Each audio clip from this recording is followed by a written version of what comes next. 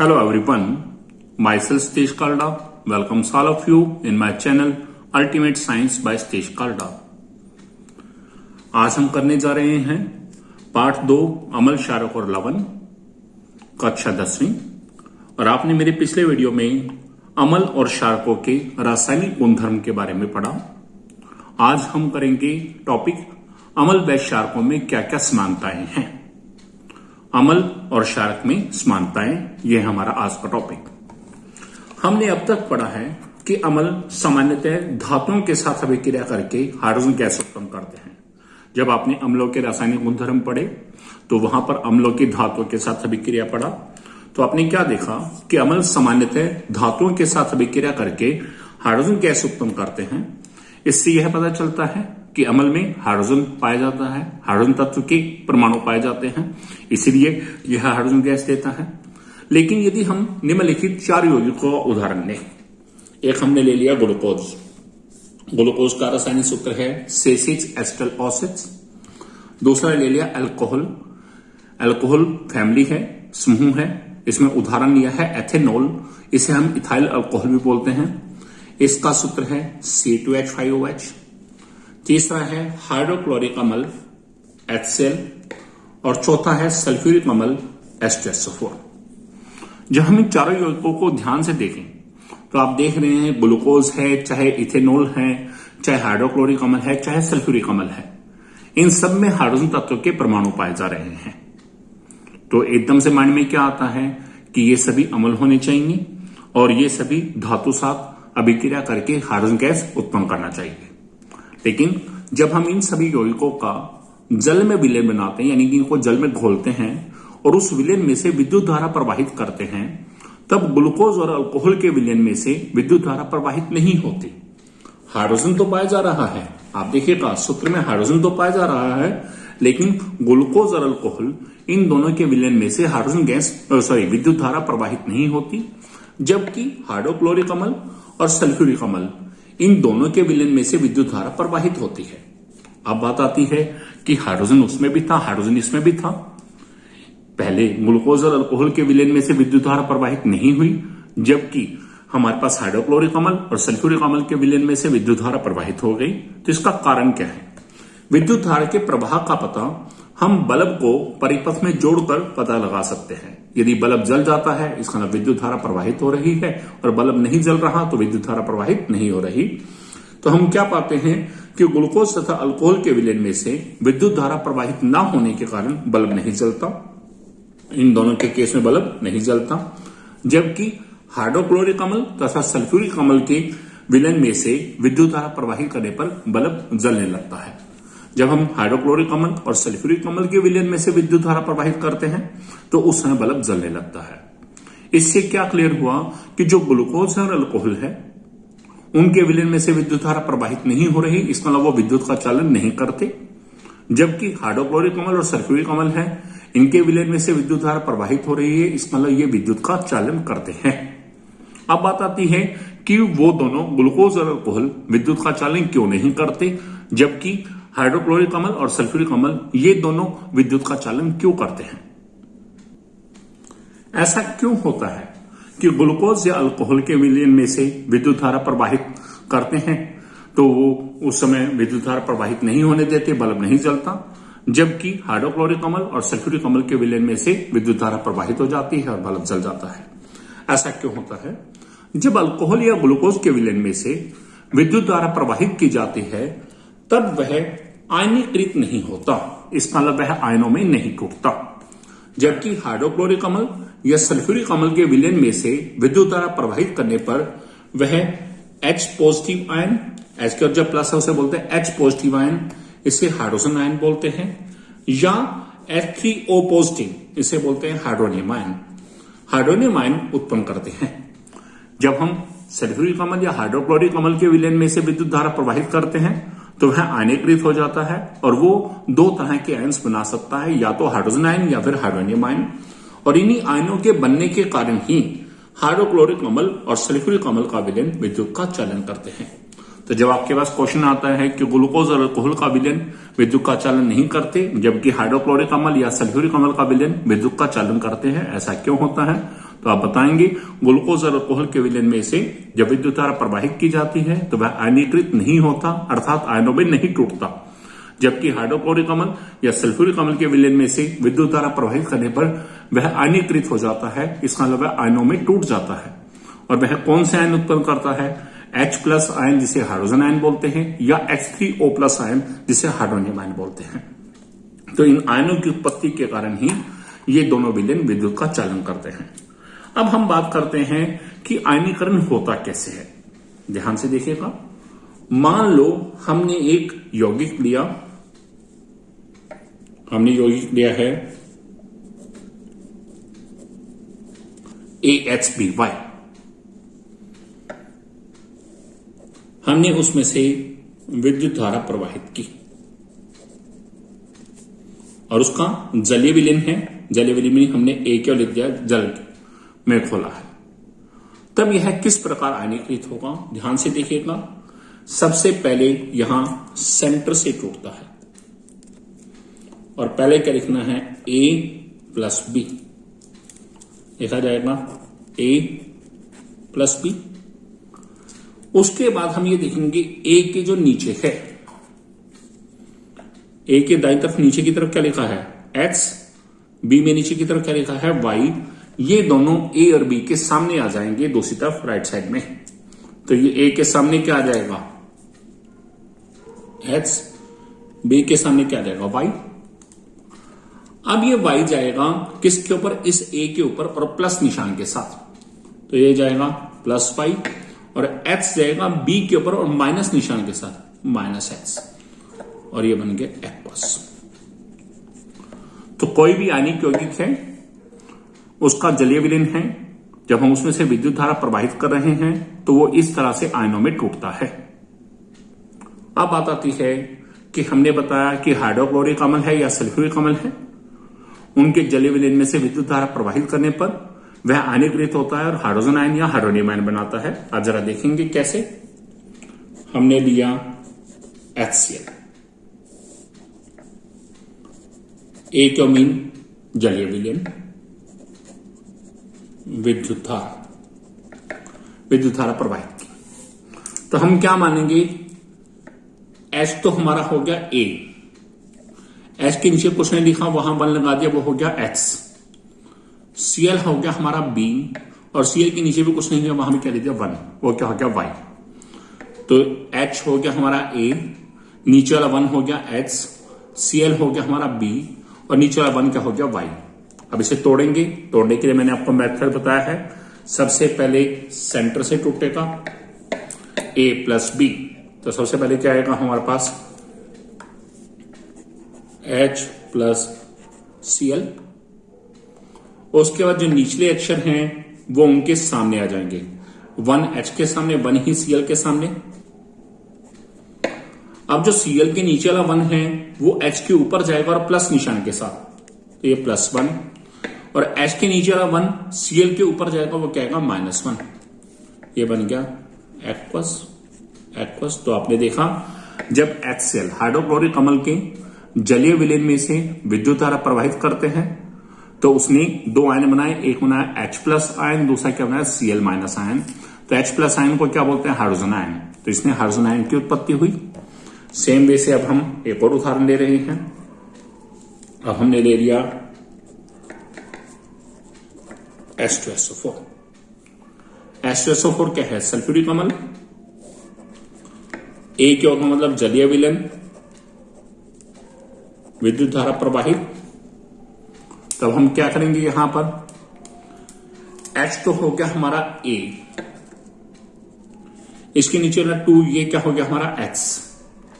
यहां हम SO4 पूरे को ब्रैकेट में डाल देंगे, ये बन जाएगा B, और SO4 के नीचे 1 लगा देंगे, वो क्या होगा? Y। A, X, पूरा SO4 हो गया, B, नीचे वाला Y। अब कैसे टूटेगा भाई? उसी तरह से पहले A+B यानी कि H+SO4। अब H के सामने आएगा 2, SO4 के सामने 1, ये 2 H के सामने, ये 1 SO4 के सामने, फिर ये 1 जाएगा H के ऊपर, ये क्या आएगा? +1, और ये 2 जाएगा SO4 के ऊपर, ये क्या आएगा? -2। इसके ब्रैकेट में भी A क्यों, इसके ब्रैकेट में A क्यों, इसका सल्फ्यूरिक अम्ल के जलीय विलयन में से विद्युत धारा प्रवाहित की, तब उसने भी क्या बनाया, हाइड्रोजन आयन, और साथ में क्या बनाया, सल्फेट आयन। तो आपने क्या देखा कि जब हम हाइड्रोक्लोरिक अम्ल या सल्फ्यूरिक अम्ल के जलीय विलयन में से विद्युत धारा प्रवाहित करते हैं तो वह हाइड्रोजन आयन उत्पन्न करते हैं। दोनों ही केस में क्या है, हाइड्रोजन आयन उत्पन्न हुआ है, यानी कि इसका क्या हो गया है, आयनीकरण। तो आयनीकरण होने के कारण हाइड्रोजन आयन उत्पन्न हुआ, और हाइड्रोजन आयन उत्पन्न होने की वजह से ही क्या है, ये दोनों पदार्थ जो हैं इनके जलीय विलयन में से विद्युत धारा प्रवाहित हो सकती है। इसी प्रकार जब किसी क्षारक को जल में घोला जाता है, अब हम अम्ल की बजाय ले लें क्षारक, मान लो कोई भी क्षारक ले लें, जब क्षारक को जल में घोला जाता है तो वे OH माइनस आयन, जिन्हें हाइड्रोक्साइड आयन बोलते हैं, तो वे OH minus ion hydroxide ion उत्पन्न करते हैं। इसलिए क्षारक के विलयन भी, क्षारक के जलीय विलयन भी आयनों की उत्पत्ति के कारण विद्युत का चालन करते हैं। इसका मतलब क्या है कि अम्ल के जलीय विलयन की बात करें, उसका भी आयनीकरण होगा, विद्युत का चालन होगा आयनों की उत्पत्ति के कारण, और वहां कौन से आयन बनेंगे, हाइड्रोजन आयन या फिर हाइड्रोनियम आयन। और इसी प्रकार क्षारक का जलीय विलयन है, जब उसमें से विद्युत धारा गुजारेंगे तो उसका भी आयनीकरण होगा, और वो कौन से आयन देंगे, हाइड्रोक्साइड आयन, और वो भी विद्युत का चालन करते हैं, विद्युत का चालन करते हैं। अम्लों व क्षारकों दोनों में यह समानता है कि दोनों का जल में विलयन बनाने पर आयनीकरण हो जाता है, तथा अम्ल हाइड्रोजन आयन या हाइड्रोनियम आयन और क्षारक OH माइनस आयन उत्पन्न करते हैं। अब हम उदाहरण लेंगे जहां पर क्षारक जो है हाइड्रोक्साइड आयन उत्पन्न करते हैं। ध्यान से देखिएगा, हमने क्षारक लिया NaOH। NaOH क्या है, सोडियम हाइड्रोक्साइड। उसी तरह से A जलीय विलयन, विद्युत धारा प्रवाहित। अब यहां पर हम OH को इकट्ठा कर देंगे। अब Na के नीचे 1, OH के नीचे 1, उसी तरह से तोड़ना है जैसे AHBY के ढंग से बताया था। सबसे पहले आएगा Na प्लस OH, Na के सामने 1, OH के सामने 1, ये 1 Na के सामने, ये 1 OH के सामने। अब ये 1 Na के ऊपर जाएगा +1, और ये 1 OH पर जाएगा -1। इसके ब्रैकेट में भी A क्यों, इसके ब्रैकेट में भी A क्यों। तो आपने देखा जब सोडियम हाइड्रोक्साइड के जलीय विलयन में से विद्युत धारा प्रवाहित हुई तो कौन सा आयन उत्पन्न हुए, हाइड्रोक्साइड आयन। अब एक और उदाहरण देख रहे हैं। अब हम ले रहे हैं, मान लो हम लेते हैं कैल्शियम हाइड्रोक्साइड। कैल्शियम हाइड्रोक्साइड है, जलीय विलयन, विद्युत धारा प्रवाहित। तो ये Ca पूरा क्या हो गया, A, इसके नीचे लिख दो 1, कुछ नहीं है तो 1, H, OH पूरा क्या हो गया, B, नीचे वाला क्या हो गया, Y। कैसे टूटेगा, पहले A प्लस B, तो Ca प्लस OH। अब Ca के सामने 1, OH के सामने 2। अब OH के नीचे वाला 2 Ca के ऊपर जाएगा और वहां क्या बनेगा, +2, और 1 OH के ऊपर जाएगा, ये क्या होगा, -1। इधर भी A क्यों, इधर भी A क्यों। तो आपने क्या देखा, जब कैल्शियम हाइड्रोक्साइड के जलीय विलयन में से विद्युत धारा प्रवाहित की तो कौन से आयन उत्पन्न हुए, हाइड्रोक्साइड आयन। तो अम्ल व क्षारक दोनों में यह समानता है कि जब दोनों को जल में विलयन बनाते हैं तो उनका आयनीकरण हो जाता है, और अम्ल हाइड्रोजन आयन या हाइड्रोनियम आयन उत्पन्न करते हैं, जबकि क्षारक हाइड्रोक्साइड आयन उत्पन्न करते हैं। यह अम्ल और क्षारक में समानता है कि दोनों के जलीय विलयन में से या दोनों का जलीय विलयन विद्युत का चालन कर सकता है, और यह आयनों की उत्पत्ति के कारण होता है।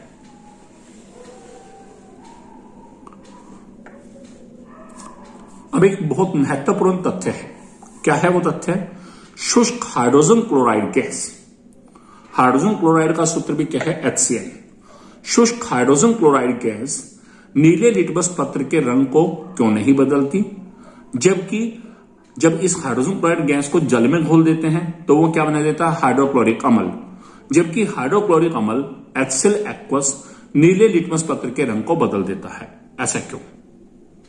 दोनों का सूत्र सेम है, hydrogen chloride gas HCl gas, hydrochloric अम्ल HCl एक्वस, सिर्फ उसमें गैस है, इसमें क्या है, एक्वस, यानी कि इसे जलीय विलयन है, कि यह नीले लिटमस के पत्र के रंग को नहीं बदलता और यह बदल देता है। ऐसा क्यों?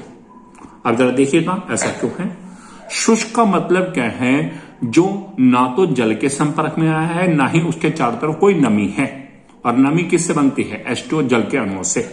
शुष्क hydrogen chloride gas, HCl gas जल की अनुपस्थिति में, क्योंकि यहां जल नहीं है तो जल की अनुपस्थिति में आयनीकृत नहीं होता, और जब आयनीकृत नहीं होगा यानी कि आयन नहीं बनाएगा और H पॉजिटिव आयन उत्पन्न नहीं करती।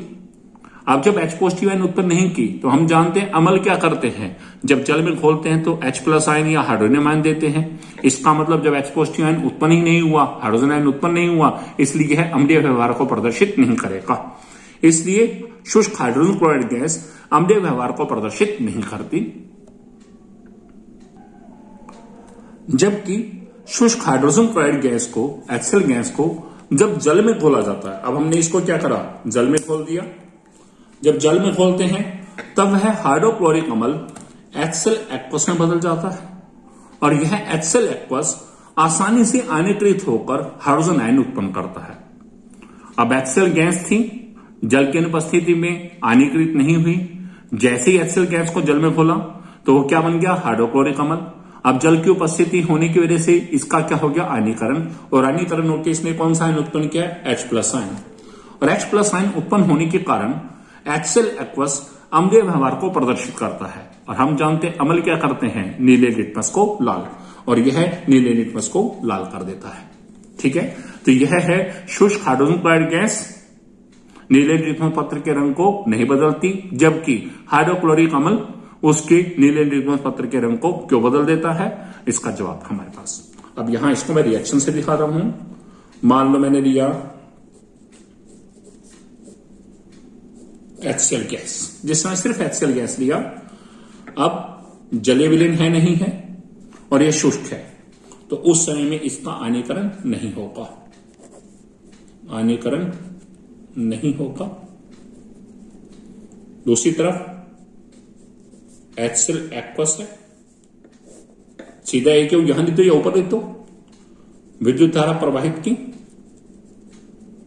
तो इसका आयनीकरण हो गया। अभी आपने पहले पढ़ा है H प्लस एक्वस 1 और 1 Cl नेगेटिव एक्वस, तो इसका आयनीकरण हो गया, इसने हाइड्रोजन आयन उत्पन्न कर दिया। ठीक है, HCl एक्वस ने, इसलिए HCl एक्वस जो है अम्लीय व्यवहार को प्रदर्शित करेगा और शुष्क हाइड्रोजन क्लोराइड गैस अम्लीय व्यवहार को प्रदर्शित नहीं करेगी।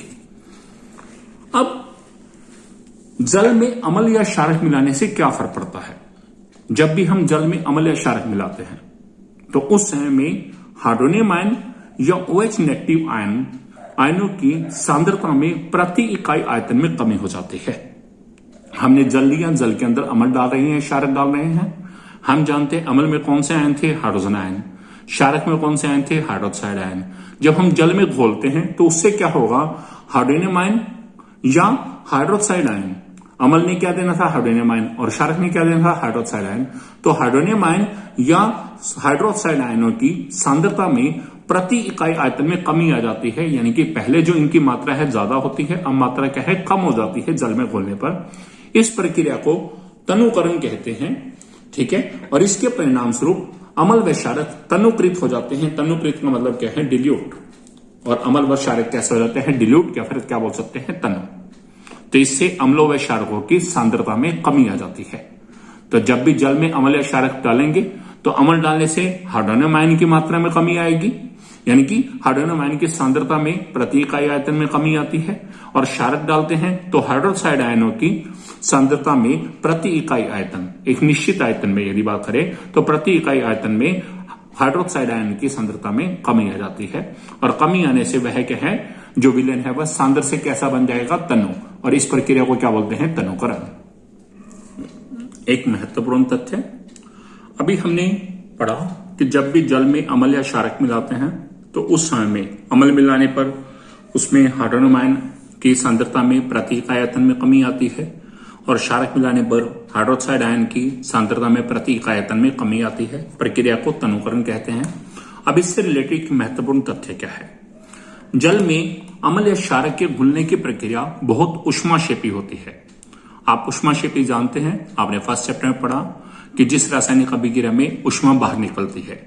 इसका मतलब जब हम जल में अम्ल या क्षारक को घोलते हैं तो बहुत अधिक ऊष्मा बाहर निकलती है, हीट बाहर निकलती है। अम्ल को सदैव धीरे धीरे तथा जल को लगातार हिलाते हुए जल में मिलाना चाहिए। सांद्र अम्ल में जल मिलाने पर, अब वही बात है जब हम जल में अम्ल डाल रहे हैं तो उस समय बहुत अधिक ऊष्मा उत्पन्न होती है, बहुत अधिक हीट निकलती है और इस ऊष्मा के कारण मिश्रण उछलकर बाहर आ सकता है और हमारे शरीर पर गिर सकता है। कैसे? छिंटों के रूप में। हम जल के अंदर अम्ल डाल रहे हैं तो उस समय बहुत अधिक ऊष्मा बाहर निकलती है, उसे धीरे धीरे डालना है और साथ साथ हिलाते रहना है। यदि एकदम से डालेंगे तो उसमें से छिंटे बाहर आ सकते हैं और छिंटे बाहर आने से वो मिश्रण उछलकर बाहर आ सकता है और हमारे शरीर पर गिर सकता है। साथ ही अत्यधिक ताप के कारण, क्योंकि यह प्रक्रिया कैसी है, आपने अभी ऊपर पढ़ा है कैसी प्रक्रिया है, ऊष्माक्षेपी मीन बहुत अधिक हीट निकल रही है तो इससे तापमान बढ़ेगा। तो साथ ही अत्यधिक ताप के कारण प्रयोग में आने वाला कांच का बर्तन या उपकरण भी टूट सकता है। अब एक बहुत इंपॉर्टेंट बात, सभी क्षारक जल में घुलनशील नहीं होते। हम जानते हैं क्षारक क्या है, बेस, जो लाल लिटमस को नीला करते हैं। तो सभी क्षारक जल में घुलनशील नहीं होते। इसका मतलब क्या है? कुछ क्षारक ऐसे हैं जो जल में बिल्कुल भी नहीं घुलते या थोड़ा बहुत घुलते हैं। जल में घुलनशील क्षारकों को क्षार कहते हैं। अब क्षारक तो हो गया हमारा बेस, इसका मतलब जो बेस जल में घुलनशील है, जल में डिजोल्व होते हैं, पानी में घुल सकते हैं, उन्हें एक स्पेशल नाम दिया है, उन्हें क्या बोलते हैं? क्षार। इसका मतलब क्षारक जो है वो तो दो प्रकार के होंगे, कुछ जल में घुलनशील, कुछ जल में अघुलनशील। जो जल में घुलनशील क्षारक है उनका एक स्पेशल नाम रख दिया, उन्हें क्या बोलते हैं? क्षार। तो इसका मतलब ये क्षार जो है ये क्षारक के में से ही बिलोंग करते हैं, यानी कि क्षार जो है क्षारकों का एक समूह है। और वो कौन सा समूह? जो जल में घुलनशील है। तो ध्यान रखिएगा, सभी क्षार क्षारक होते हैं। इसका मतलब क्षार क्या है? अल्कली, और क्षार क्या है? बेस। इसका मतलब all the alkali are bases, परंतु सभी क्षारक क्षार नहीं होते, यानी कि जितने भी क्षारक है सारे के सारे जो बेस हैं they are not alkalis. It means all the alkalis are bases but all the bases are not alkali. इसका मतलब सभी क्षार क्षारक होते हैं परंतु सभी क्षारक क्षार नहीं होते, क्योंकि सभी क्षारक जल में नहीं घुलते। ये थे हमारे आज के टॉपिक, अम्लों व क्षारकों में समानता। और साथ ही हमने पढ़ा कि हमारे पास कि अम्ल व क्षारक कुछ ऐसे यौगिक भी हैं जिनमें हाइड्रोजन तत्व के परमाणु पाए जा रहे हैं, लेकिन उनके जले विलयन में से विद्युत धारा प्रवाहित नहीं होती, अर्थात वो विद्युत का चालन नहीं करते। इसके अलावा हमने ये भी पढ़ा, जो बहुत इंपॉर्टेंट टॉपिक, कि अम्लों व क्षारकों का तनुकरण करते समय हमें क्या क्या सावधानी रखनी चाहिए और हमारे पास यदि ये सावधानी ना रखी जाए तो प्रयोगशाला में कितने बड़ा नुकसान हो सकता है, कितना बड़ा हादसा हो सकता है। उम्मीद करता हूं कि आज जो मेरे द्वारा पढ़ाए गए ये टॉपिक आपको बहुत अच्छे से क्लियर हो गए होंगे। यदि आपको मेरा वीडियो और मेरा पढ़ाया गया टॉपिक अच्छा लगा है तो आप मेरे वीडियो को लाइक कीजिएगा, कमेंट कीजिएगा, शेयर कीजिएगा और मेरे channel Ultimate Science by Satish Kalda इसे सब्सक्राइब कीजिएगा। मिलते हैं नेक्स्ट वीडियो में नेक्स्ट टॉपिक के साथ। तब तक के लिए bye, thanks and best wishes.